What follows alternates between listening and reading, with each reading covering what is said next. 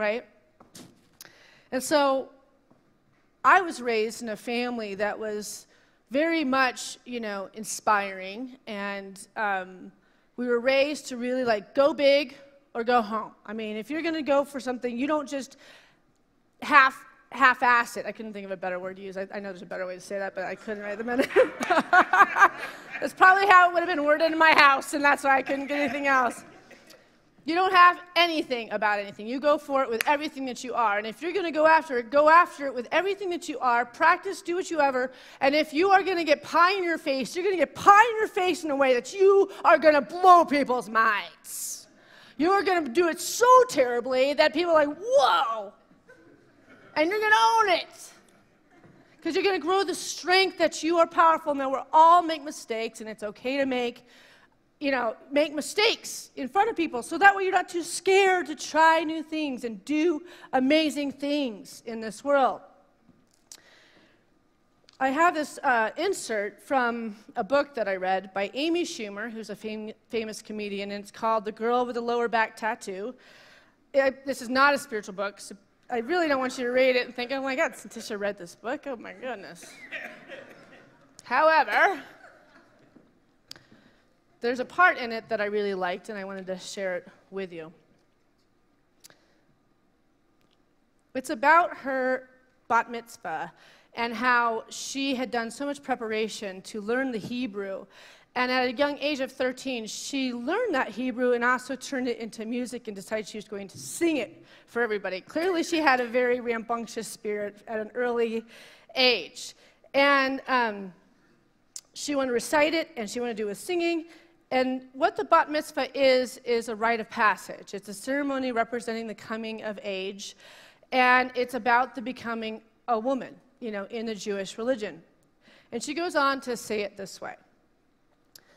I didn't care what I was singing. I just wanted to blow everyone's socks off. I belted out the last couple of lines of my portion. Move over, cast a fiddler on the roof, your jobs are all in jeopardy. And on my final note, I let loose with all my might. That was when my dream turned into my nightmare. My voice cracked. My heart started to pound too quickly, and I could feel my face turning into a beat the way it loved to. Silence filled the room, and I thought I might cry. Then came the first laugh, then another, and the rest. I looked out at the people in the seats, and they were all laughing and looking at me with adoration. Waiting to see how I'd react. I realized that even though it was an accident, I made everyone happy, and I wanted everyone to know that it was okay to laugh, so I joined in. I laughed hard. I was laughing at myself.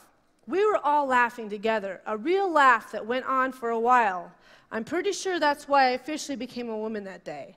Not because of the ancient ceremony. No, I became a woman that day because I turned a solemn, quiet room into a place filled with unexpected laughter. I became a woman because I did for the first time what I was supposed to be doing for the rest of my life. What I love about this is that the exact opposite could have happened about that situation. In that teetering moment where the laughter started, are you going to let this burn you and break you down to a level? Even at 13 years old, but 13 years old, that's a really hard age, by the way. Are you going to let this empower you and go, oh, hell yeah, I went for it? Or are you going to let this thing that's going to make you live small and careful and walk within the lines and never step out into the amazing, the beauty, the power that lives within you? Are you going to let this be the broken story? Is this what's going to make you be the victim in this world? So therefore you never live and know the power of God expressing through you. It's always a choice. And so many people live with a story that something happened when they were young. And they've lived small because they're afraid that could happen again. When we decided to learn and grow by incarnating into the world of humanity, God gave us total free will to live the experiment in any way we chose and to find for ourselves the way back home. The way back home. All this free will that we were given to find ourselves on our way back to the powerful knowing that we are made in the image and likeness of God. We were not made broken. We were not made to be abused. We were not made to be weak or limited in our thinking. We were made perfect in the image and likeness of God. And we are here to claim that divinity with that greater power. And these difficult things have shown up to test us. Are you going to let it empower you and make you proud of yourself? Or are you going to let it destroy you and never really know the power that lives within you? So what we harbor in our mind, the limitation that we feel in this world, that is what we're calling more of into our lives. What we believe is true is what we're calling into our lives. So what are you speaking to this universe about yourself? Is it I'm divine in nature? Or I'm scared and I want to hide? I'm going to share a little funny story. I need this prop for the story because this is funny, because it's just a direct, like, a consciousness thing. So when I was in my early 20s, I sang with a woman that we toured to Santa Fe, and we did some touring together, and I was her, like, backup singer on her CDs at the time. And she had this belief that the sound guy could never get the microphone correct for her. Like, the reverb was never on when my reverb was, like, really sounding nice, or the mic would never turn on when she just believed that, like, the microphones were out to get her. It was like just a constant affirmation that there was some sort of conspiracy theory behind microphones and her voice versus the microphones that I was given at every given venue. And so she would talk to this, and I would watch how this would literally have an immediate and grand impact in her life all the time. And it became really funny to me to watch how instantaneous this universe will show you your lazy thinking and what you will be saying and how it will come back to you in vibration. So this one time, we were in Santa Fe, and she had her guitar, and she's playing. We'd done our entire sound check. The entire sound check went great. The people are there, and now we're starting to sing this song. And I would start it. I had my tambourine, and she had her guitar. She's playing. She has the mic here. I have my mic here. I started the song, and then she'd have to enter with her backup. So I'm singing. She starts to sing, and the second she starts to sing, and we've got a nice crowd that day, the mic starts going like this.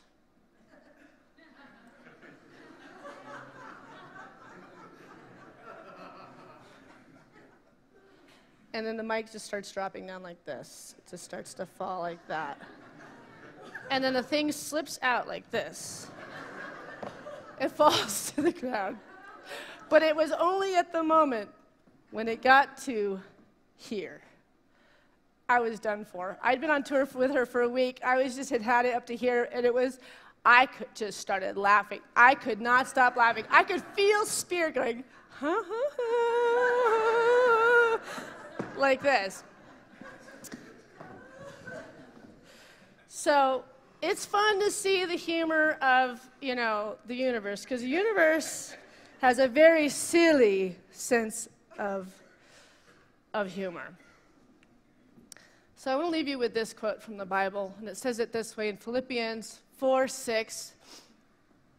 Do not be anxious about anything, but in everything by prayer, in supplication with thanksgiving, let your requests be made known to God. Do not be anxious about anything, but in everything by prayer, in supplication with thanksgiving, let your requests be made known to God. Everything in gratitude. If you decide to do the Q process, what I say to people that are afraid to do it, nothing will come up for you that your consciousness is not ready to face yet.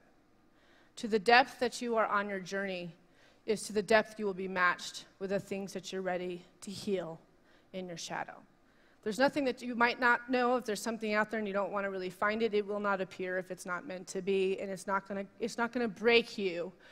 Nothing's going to happen but heal you in this process. And you will be held by one of the greatest teachers. And I doubt we'll ever have her back because she's flying in here and she's staying here to do this for our congregation.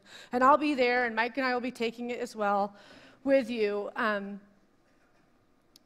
I just want to remind you that we're here to grow, and we're here to be brave. And if you're ready to connect with that divine unfoldment and live large and feel Spirit through you, I really recommend going to that class. So now I'm going to invite you to go into a chant with my band and my mother somewhere. There she is.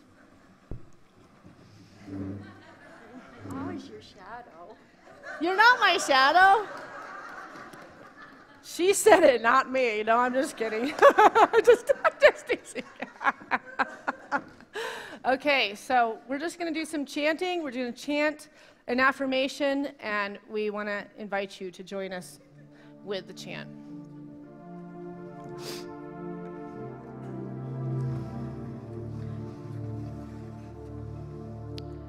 I am in your sacred light. I feel the radiance of all life. My heart is open, oh Lord, let me know your will. I am in your sacred light. I feel the radiance of all life. My heart is open, oh Lord, let me know your will. I am in your sacred light. I feel the radiance of all life. My heart is open, oh Lord, let me know your will. I am in your sacred light. I feel the radiance of all life. My heart is open, oh Lord, let me know your will. Now everybody stand up, we're going to sing it together. I am in your sacred light. I feel the radiance of all life. My heart is open, oh Lord, let me know your will. I am in your sacred light. I feel the radiance of all life. My heart is open, oh Lord, let me know your will. I am in your sacred light. I feel the radiance of all life. My heart is open, oh Lord, let me know your will. Let me know your will.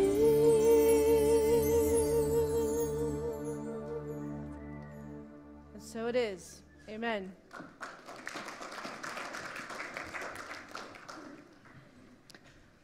We're going to take an offering for Unity now. And I invite everyone who's watching us online via live stream to join us in this process. You'll see a donate button or something similar in the window you're watching with. It's an important process here at Unity. We recognize that this is a time that we invest in what we want this world to be, what we want our lives to be. Do we want to see more chaos, or do we want to see a spiritual evolution? So who here wants to see a more spiritual planet? First service, we only had 8 people. We got about 25 here. That's good. So we're in the 30 of us are going to really try to make a change here. The rest of us are just going to watch, so that's fine. So let's bless this offering. Let's really put some power into this. Let's say it with some gumption. If you'll join me, and we can have it on the overhead here.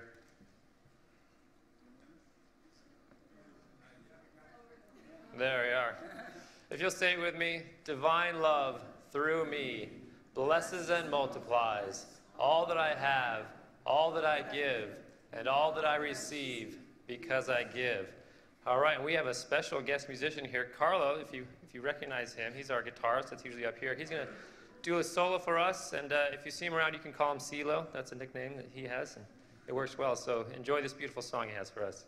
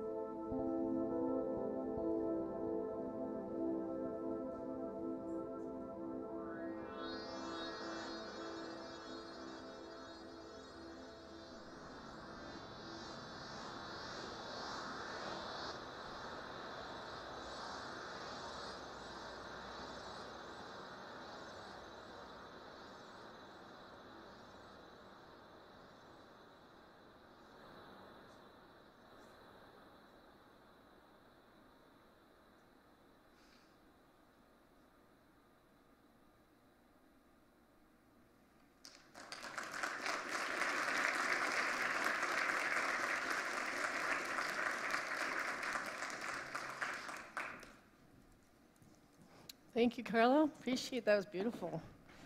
So I'm starting a prosperity class this Tuesday. It's a drop-ins group. It will be meeting the first and third Tuesday of the month for 8 weeks, and it meets from 6 to 7:30, and it's $10 a person, so I'd love to see you there at that as well. We have an incredible concert on Friday, and then the Q process. There's going to be a lot happening here, so make sure you come and enjoy every bit of it. And let's all rise. And Shad's speaking next week. So make that. Oh, you're not speaking? Oh, Jane Simmons is speaking next week, the lady that's doing the Q process. Okay, let's all stand up and close with a closing benediction.